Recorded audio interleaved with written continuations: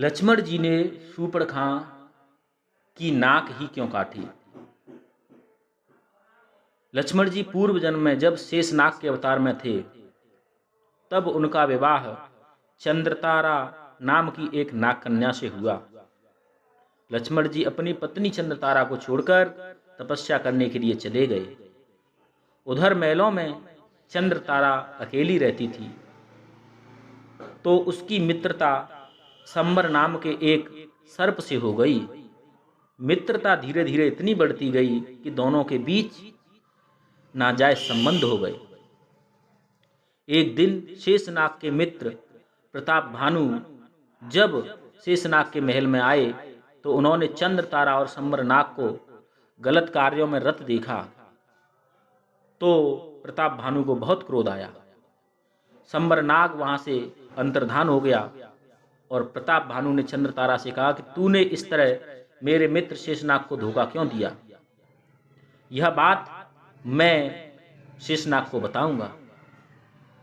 प्रताप भानु इतना कहकर वहां से आगे चले गए। चंद्रतारा ने सोचा अगर यह सारा वृतांत मेरे पति शेषनाग को पता चला तो यह ठीक नहीं होगा।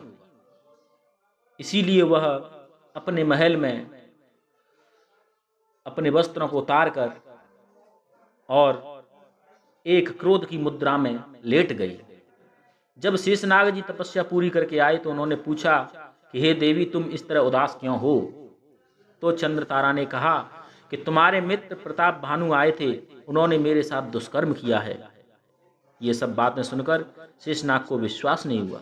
उन्होंने कहा हे देवी अगर तुम्हारी बात झूठी हुई तो मैं तुम्हें मृत्यु दंड दूंगा और अगर तुम्हारी बात सत्य हुई तो मैं अपने मित्र को दंड दूंगा।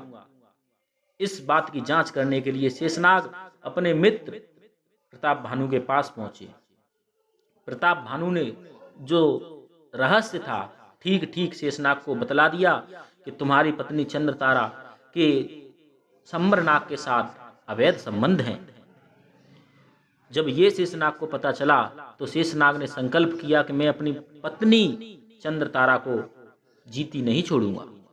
और जब वो अपने महलों को आ रहे थे तो चंद्रतारा सब कुछ समझ गई कि अब मेरे पति मुझे जीवित नहीं छोड़ेंगे, तो उसने अपनी आत्महत्या कर ली।